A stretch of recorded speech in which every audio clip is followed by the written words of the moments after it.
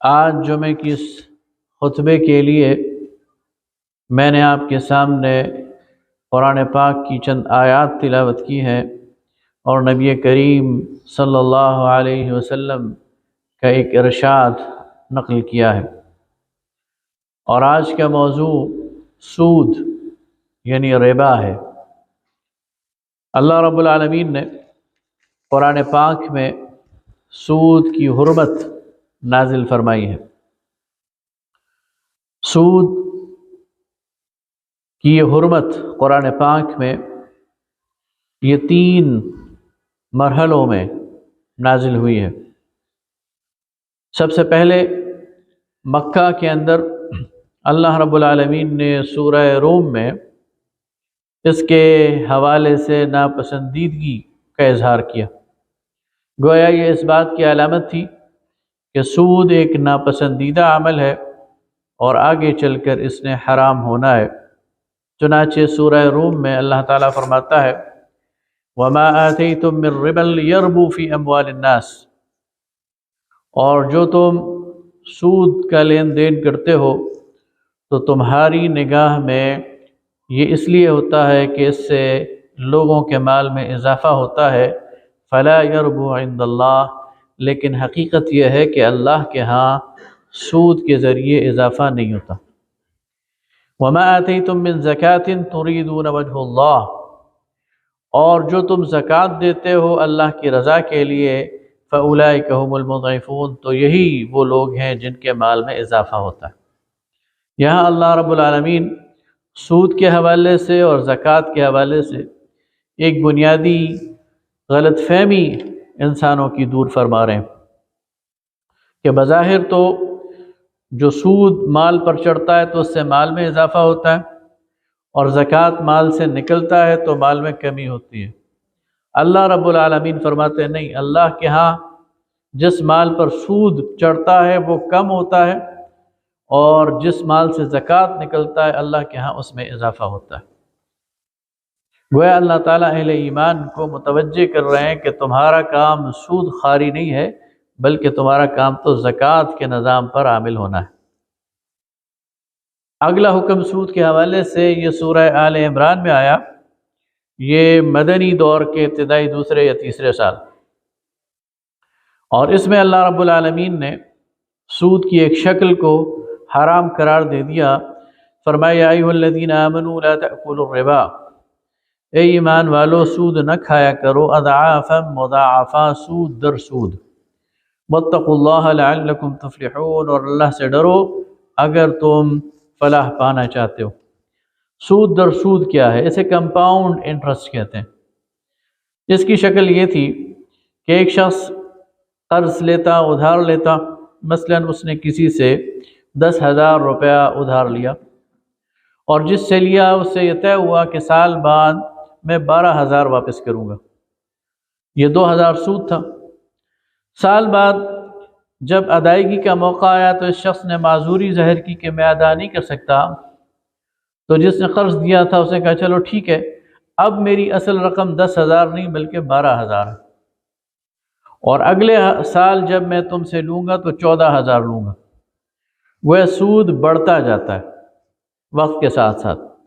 تو پہلے مرحلے پر اللہ تعالیٰ نے سود در سود، اضعافا مضاعفہ کو حرام قرار دیا، اور آخری حکم جو سود کے حوالے سے ہے وہ مکمل مطلقاً ہر قسم کا جو سود ہے اس کو اللہ تعالیٰ نے حرام قرار دے دیا۔ سورہ بقرہ کی آیت نمبر 278 میں فرمایا یا ایھا الذین آمنوا، اے ایمان والو، اتقوا اللہ، اللہ کا تقوی اختیار کرو، اللہ سے ڈرو، وذروا ما بقی من الربا، اور جو سودی کاروبار تم نے شروع کر رکھے ہیں انہیں چھوڑ دو، ان کنتم مؤمنین، اگر تم ایمان رکھتے ہو، فإن لم تفعلوا، اور اگر تم ایسا نہیں کرو گے، فأذنوا بحرب من اللہ ورسولہ، تو پھر اللہ اور اس کے رسول کا تمہارے خلاف اعلان جنگ ہے۔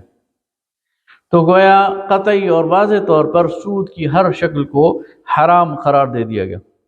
حضرت جابر رضی اللہ تعالیٰ عنہ فرماتے ہیں کہ رسول اللہ صلی اللہ علیہ وسلم نے عن جابر قال لعن رسول اللہ صلی اللہ علیہ وسلم، رسول اللہ صلی اللہ علیہ وسلم نے لعنت فرمائی ہے آکل الربا، سود کھانے والے پر، وموکلہ، اور کھلانے والے پر، وکاتبہ، اس کی دستاویز لکھنے والے پر، وشاہدی، اور اس پر گواہی دینے والے پر، وقال ہم سواء، اور آپ نے فرمایا گناہ میں یہ سب برابر کے شریک ہیں۔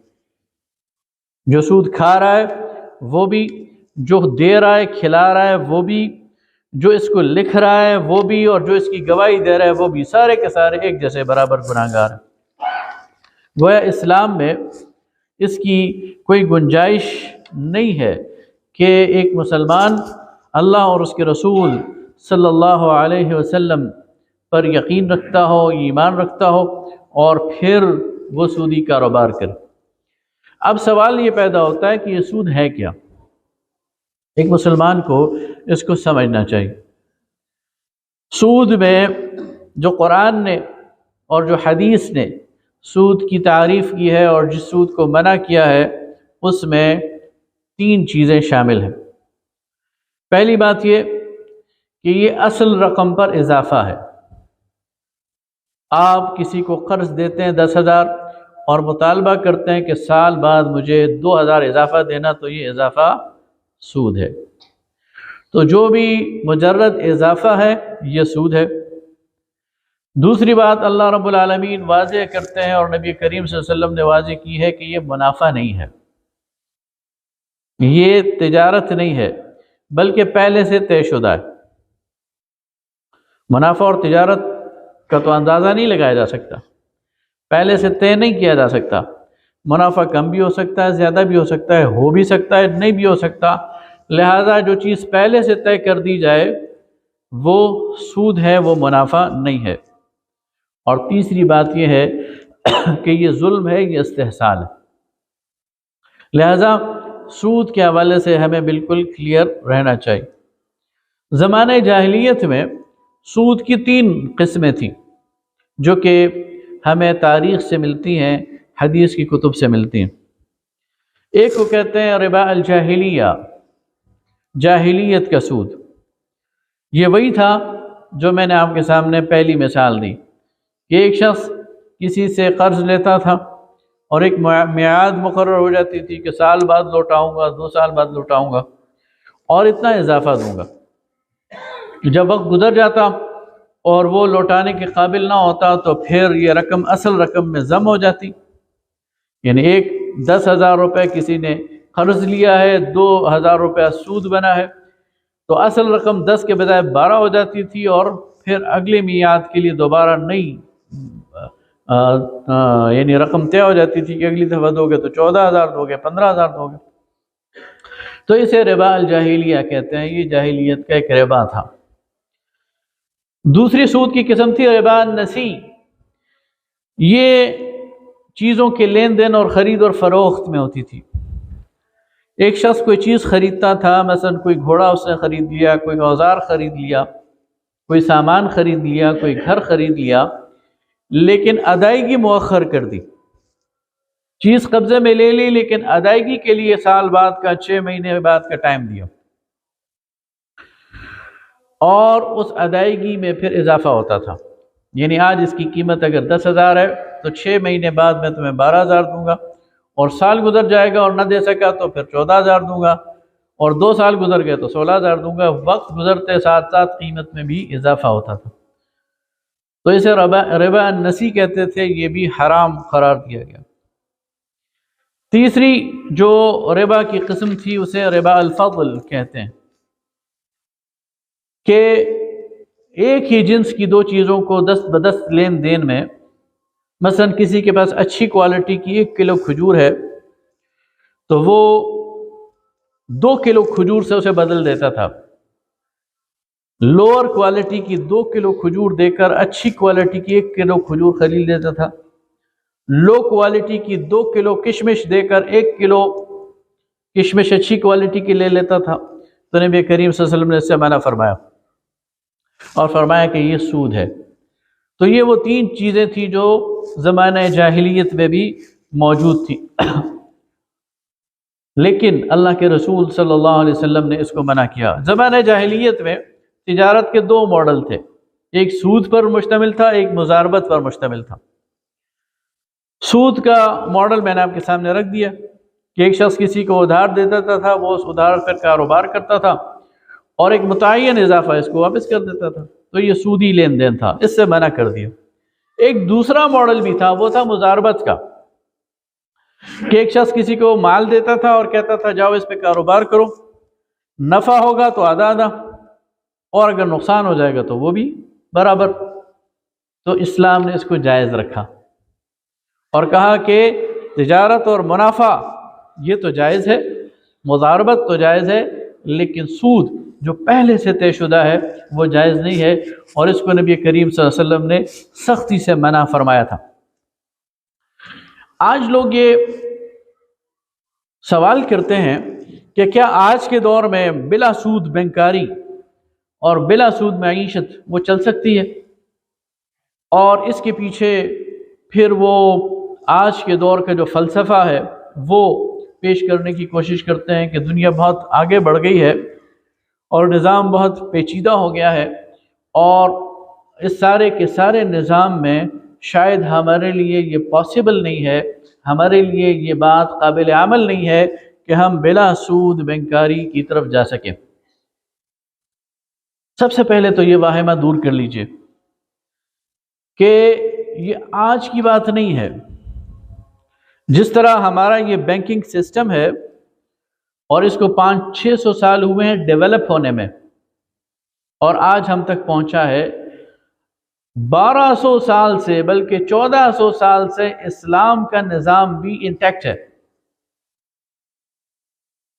1000 سال تک مسلمانوں نے حکمرانی کی ہے اور بڑی بڑی سلطنتیں قائم کی ہیں۔ خلافت بنو امیہ ایک بڑی سلطنت تھی، خلافت بنو عباس ایک بڑی سلطنت تھی، خلافت عثمانیہ ایک بڑی سلطنت تھی۔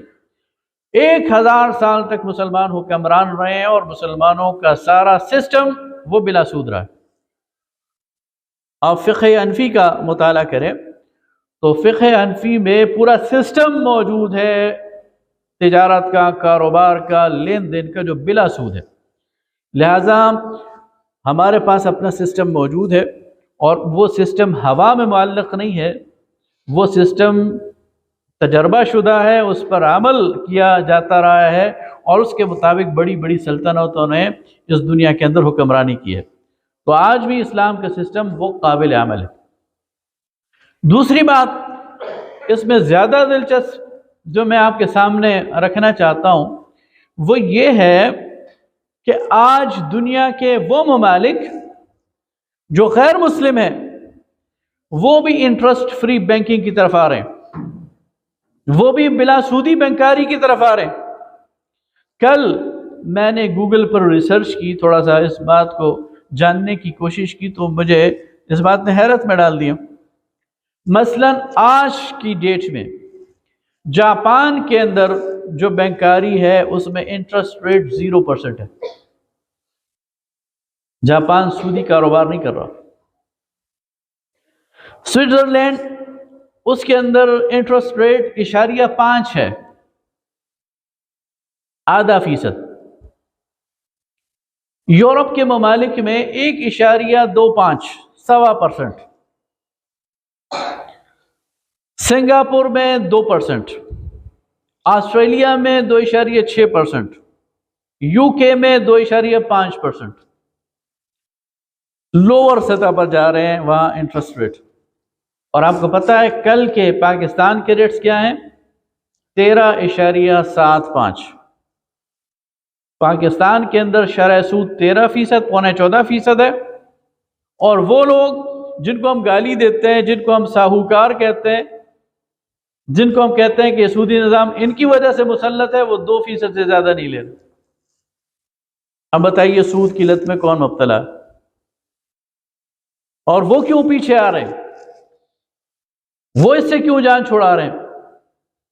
اس لیے کہ سود کی، جس طرح اللہ تعالیٰ نے فرمایا کہ فَلَا يَرْبُ عِنْدَ اللَّهِ، وہ اس فلسفے کو سمجھ چکے ہیں کہ سود کے نتیجے میں دولت معاشرے کے اندر گردش نہیں کرتی بلکہ چند ہاتھوں میں سمٹ جاتی ہے، اور وہ معاشرہ کبھی ترقی نہیں کر سکتا جہاں دولت سالے خون کی طرح معاشرے کے ہر طبقے تک نہ پہنچتی ہو۔ اب آپ دیکھیے زکوٰۃ کا یہی فلسفہ ہے کہ تؤخذ من اغنیائہم وترد الی فقرائہم، یہ مالداروں سے لی جاتی ہے اور لوٹائی جاتی ہے ان لوگوں کی طرف جن کے پاس دولت نہیں ہے۔ معاشرے کے اندر دولت کی سرکولیشن اس طبقے سے جس کے پاس دولت ہے اس طبقے کی طرف جس کے پاس نہیں ہے، اس کے نتیجے میں سالے خون کی طرح یہ دولت گردش کرتی ہے، اور جب یہ دولت گردش کرتی ہے ایک سے دوسرے اور دوسرے سے تیسرے ہاتھ میں تو لوگوں کے مسائل حل ہوتے ہیں، لوگوں کو روزگار ملتا ہے، لوگوں کو دنیا کی جو منفعتیں ہیں وہ حاصل ہوتی ہیں۔ لیکن یہ دولت نیچے سے اوپر کی طرف جاتی ہے اور سمٹ جاتی ہے تو معاشرے کا خون یہ منجمد ہونا شروع ہو جاتا ہے۔ آج یہی ہو رہا ہے ہمارے معاشرے میں۔ آج وہ معاشرے جو سود کی نظام پر قائم ہے ان معاشرے میں گیپ بڑھتا جاتا ہے غریب اور امیر کے درمیان۔ جو غریب ہے وہ غریب تر ہوتا جاتا ہے، ہر آنے والا دن اس کے لیے مشکل تر ہوتا جاتا ہے، اور جو امیر ہے وہ امیر تر ہوتا جاتا ہے۔ اس کے پاس ایک کارخانہ تھا 2 بن جائیں گے، اس کے پاس ایک کوٹھی تھی 2 3 4 بن جائیں گی، اس کے بینک بیلنس میں 5 لاکھ تھے 10 لاکھ تھے کروڑ تھے 10 کروڑ تھے، وہ بڑھتے چلے جائیں گے۔ اور یہ طبقہ یہ معاشرے کا 2% بھی نہیں ہے۔ پاکستان کے اندر جتنی دولت ہے اس دولت کا 85% حصہ یہ 2% طبقے کے پاس ہے، اور باقی 15% حصہ یہ 98% لوگوں پر آپ تقسیم کریں تو بھوک نہیں ہوگی تو اور کیا ہوگا؟ پاکستان کے اندر بے روزگاری نہیں ہوگی تو اور کیا ہوگا؟ لوگ بھوک سے نہیں مریں گے، خودکشی نہیں کریں گے تو اور کیا ہوگا؟ یہ سارا کا سارا نظام سود کی وجہ سے، جسے اللہ اور اس کے رسول صلی اللہ علیہ وسلم نے لعنت قرار دیا۔ پاکستان کا آئین یہ اس بات کو طے کرتا ہے، پاکستان کے آئین نے 1973 کے آئین نے، کہ پاکستان کے اندر کوئی قانون سازی ایسی نہیں ہوگی جو قرآن و سنت کے خلاف ہو۔ تو کیا سود قرآن و سنت کے خلاف نہیں ہے؟ پھر پاکستان کے آئین نے 1973 میں طے کر دیا تھا کہ 10 سال کے اندر اندر پاکستانی معیشت کو غیر سودی بنیادوں پر استوار کیا جائے گا۔ تو 83 میں تو یہ عمل مکمل ہو جانا چاہیے تھا، لیکن 1983 میں کیا، آج 2023 آ رہا ہے اور 40 سال گزر گئے، یہ عمل مکمل نہیں ہوا۔ اس کے خلاف لوگ فیڈرل شریعت کورٹ میں گئے، یہ 1990 کی دہائی کی بات ہے، اور فیڈرل شریعت کورٹ نے یہ طے کیا کہ پاکستان کے آئین کا مطالبہ ہے کہ پاکستان کی اکانومی کو انٹرسٹ فری ہونا چاہیے اور حکومت کو اس کی طرف پیش قدمی کرنی چاہیے۔ تو بجائے اس کے کہ اس وقت کی حکومت پیش قدمی کرتی، وہ سپریم کورٹ میں اپیل میں چلی گئی اس کے خلاف، اور پھر 10 سال تک وہ اپیل لٹکی رہی۔ یعنی جو چاہے آپ کا حسن کرشمہ ساز کرے، جب عدالتیں کھلوانے کی باری آئے تو رات کے 12 بجے بھی کھل جاتی ہیں، اور جب کسی کیس کو پینڈ کرنا چاہیں تو 21 لاکھ مقدمے ان کورٹوں میں ملتوی ہیں، اور اس میں سے یہ سود کا مقدمہ بھی 10 سال تک ملتوی رہا، اس لیے کہ اللہ اور اس کے رسول کے خلاف جنگ تو کسی کو نظر نہیں آتی۔ پھر بالآخر انہوں نے واپس کیا اس بات کو کہ وفاقی شرعی عدالت اس کو دوبارہ دیکھے۔ پھر وفاقی شرعی عدالت کے ججوں کے کیا کہنے، یار 3 مہینے بعد 6 مہینے بعد جج بدل جاتا تھا، 7-8 سال تک یہ مسئلہ وہاں پینڈنگ رہا۔ بالآخر ابھی پچھلے دنوں وفاقی شرعی عدالت نے دوبارہ اس کو قرار دیا کہ حکومت پاکستان کو 5 سال کے اندر اندر سود کے خاتمے کے لیے کوئی عملی اقدام اٹھانا چاہیے۔ 5 سال کا بڑا عرصہ ہوتا ہے۔ حکومت اس کے خلاف پھر اپیل میں چلی گئی۔ اب پچھلے دنوں حکومت نے اندیا ظاہر کیا کہ ہم یہ اپیل واپس لے رہے ہیں، ہم اس کو اپریشیٹ کرتے ہیں کہ دیر آئے درست آئے، لیکن پاکستانی عوام کو اس پر اویئر کرنے کی ضرورت ہے، نوجوانوں کو اس پر اویئر کرنے کی ضرورت ہے کہ ہم اس وقت حالت جنگ میں ہیں اللہ اور اس کے رسول کے، اور ہم عملاً اللہ اور اس کے رسول کی بغاوت کے مرتکب ہو رہے ہیں۔ تو کیا اللہ ہماری مدد کرے گا؟ کیا اللہ ہم پر رحم کرے گا؟ کیا اللہ تعالیٰ ہمارے مسائل کو حل کرے گا؟ لہٰذا کوئی بہانہ نہیں چلنا چاہیے اور اس ملک کو جلد از جلد غیر سودی نظام کی طرف، بلا سود معیشت کی طرف لے کے چلنا چاہیے، اور وہ عین ممکن ہے۔ اسلام کا جو نظام ہے وہ زیادہ اچھا ہے، زیادہ فروٹفل ہے، زیادہ کامیاب ہے، اور دنیا کو اس نے دکھایا ہے اپنی تعمیر اور ترقی کے نتیجے میں۔ اور آج میں آپ کو بتا چکا ہوں کہ غیر مسلم دنیا اس کی طرف جا رہی ہے، اس کے ثمرات کو سمیٹ رہی ہے، لیکن ہم ابھی تک اس مائنڈ سیٹ سے نہیں نکلے۔ اس لیے ہمیں اس پر پوری طرح کنونس بھی ہونا چاہیے اور حکومت پر پریشر بھی ڈالنا چاہیے کہ ہماری ڈائریکشن کو سیدھا کرے اور اس ملک سے سود کی لعنت کو چھڑائے، اس لیے کہ نبی کریم صلی اللہ علیہ وسلم کی بڑی سخت وعیدیں ہیں سود کے حوالے سے، اور ان کو اگر بندہ دیکھ لے تو پھر اس کے لیے بے چینی اس کے اندر پیدا ہو جاتی ہے اور وہ تڑپ جاتا ہے۔ اقول قولی ھذا واستغفر اللہ لی ولکم ولسائر المسلمین۔